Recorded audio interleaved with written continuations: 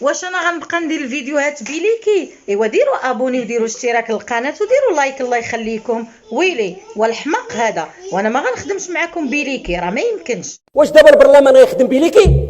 واش الحكومه غتخدم بليكي؟ واش الولاة والعمال غيخدموا بليكي؟ واش المدراء والناس رؤساء الاقسام والموظفين غيخدموا لله؟ بصراحه اول مره كنشوف برلماني كيتكلم لغه بحال هذه. بيليكي هي لغه اللي هي صراحه شغنقول لكم، لغه ديال الشارع، لغه ديال الشارع صبحت تدخل البرلمان. عوض ما برلماني غادي يتكلم على حقوق الشعب، غادي يتكلم على مواضيع اللي هي كتعلق ب يعني ما يمس الشعب المغربي والطبقه الكادحه، خصوصا حنايا في هذه الفتره هذه ديال الجائحه والتقشف اللي كيعيشوا الشعب المغربي. فكنسمعوا برلماني خايف على راسو، خايف على الامتيازات اللي كيحظى بها كل برلماني. ونشوفوا الوضعيات الحاليه، واحد تيحسب لك 14 ديال المليون، واحد يحسب لك 70 مليون، واحد يحسب لك 8 المليون، وحنا ما عارفينهمش تيشدوا كاع على هذا باش يقولوا هذا الكلام هذا. والامتيازات طبعا اللي كتبدا بالاجور اللي هي كتوصل حتى ل 3 مليون ونص، كذلك المعاشات ديالهم واللي هي كتبدا غير انطلاقا من انتهاء الولايه ديالهم التشريعيه اللي هي 5000 درهم في الشهر.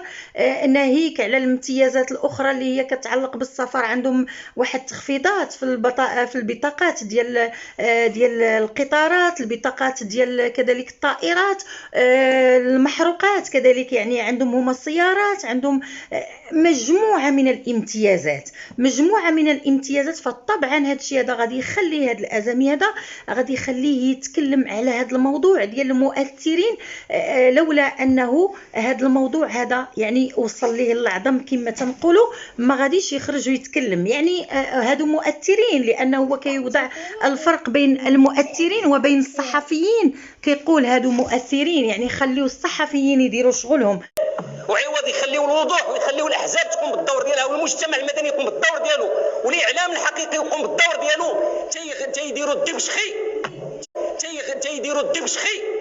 ولكن المؤثرين راهم كيحلوا عينين الشعب المغربي باش تعرفوا اشنو كاين. سمعوا هما شافوا بانه الضجه اللي قام بها الشعب المغربي حول الرواتب ديال البرلمانيين، احنا كنشوفوا بانهم كينقصوا يعني من الاجور ديال الموظفين، لانهم كيف كتعرفوا الجائحه والتداعيات ديالها، يعني الفقر، الهشاشه ديال الشعب المغربي. الفقر راه كاين، ولكن هناك بطاله، وهناك قطاعات عديده اللي هي توقفات، ما بقاتش كتشتغل نهائيا. وحنا في خصوص قطاعات اللي هي مهيكله او غير مهيكله، فيما يخص مثلا كسالات او بين قوسين الطيابات ديال الحمام اللي سدوا عليهم الحمامات وما خلاوهمش كيشتغلوا، فيما يخص ممولي الحفلات اللي راهما كيشتكيو الان، اللي هما يعني ما خلاوهمش يخدموا. راكم كتعرفوا ما كاين لا اعراس لا والو. يعني ان الجائحه اثرت واحد التاثير اللي هو واضح وباين، واضح وبين وكنعيشوه. وبدا يعني التداعيات ديال التاثير ديال هذه الجائحه هذه كنشوفوه. يعني هناك هناك عنف اجتماعي واضح. اذا فاليوم السي الازمي عوض ما يخرج، عوض ما يلقى حلول، عوض ما يتكلم على اشنو هو الحل اللي جابو كنائب برلماني وعمده كذلك، اذا فهنايا كيجي هو خايف من المؤثرين، خايف على بلايصو طبعا، لان بلاصتو راه خصو يبقى فيها، خصو يحافظ على داك الكرسي وما فيها باس يحافظ عليه واحد 10 سنين او 15 عام، لانه كل ما حافظ عليه 5 سنين كل ما كيتزادوا في الراتب ديالو ديال التقاعد. وهذا الشيء هذا طبعا راه كل واحد تيخاف على خبيزته، ولكن الشعب المغربي يضرب بابه الخلا. يعني الانسان اللي هو كيطالب بالقوت ديالو اليومي فقط، ما كيطالبش بشي حاجه اخرى، يضرب بابه الخلا. عوض من هاد الناس هاد المسؤولين ينوضوا يتكلموا لنا على المشاكل الحقيقيه اللي تيغوص فيها الشعب المغربي، يلقاو لنا حلول اللي هي ناجعه، حلول اللي هي ايجابيه، حلول اللي هي واضحه، كيجي كيتكلم السيهم الازمي اعلى الرواتب. واش حنا بغيتونا نخدموا بليكي؟ شكون قال لك اسيدي خدم بليكي؟ واش انت تستاهل هادشي كامل؟ شنو درتي لنا انت اللي كتقول اشنو داروا لنا هاد المؤثرين؟ لولا المؤثرين يعني لما وصلتي انت لانك تتكلم عليهم بهاد الدرجه هذه وبهذا الخوف هذا، لانه يبدو انك خائف على المكان ديالك وخائف على البليصه ديالك وعلى الكرسي ديالك.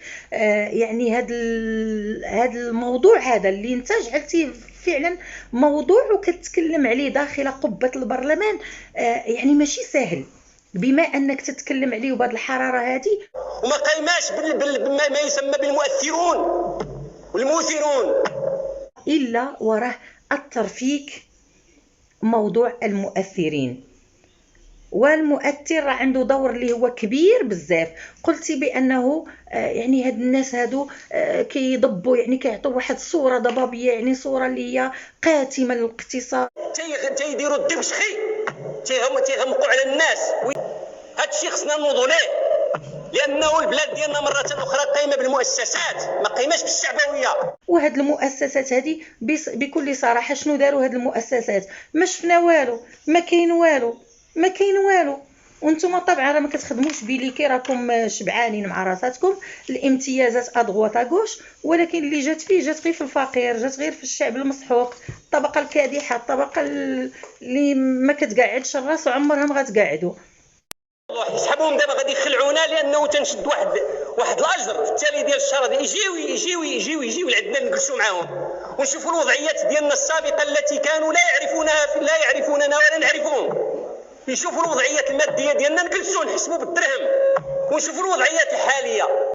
والمهم السي الازمي الله يعطيك شي عقل، صراحه هذا الشيء هذا راه مهزله كبرى وفضيحه كبرى انكم تجيو لقبه البرلمان وتتكلموا على التفاهه. هذه هي التفاهه وهذه هي الفضائح الكبرى في المغرب. اسيدي خدم انت خدمتك، المؤثر هذيك هي الخدمه ديالو، بغيتي ولا كرهتي. المؤثرين راهما ما كيأثروا، ما سميوا بمؤثرين الا وانهم يؤثروا في المجتمع كيف ما بغيتي.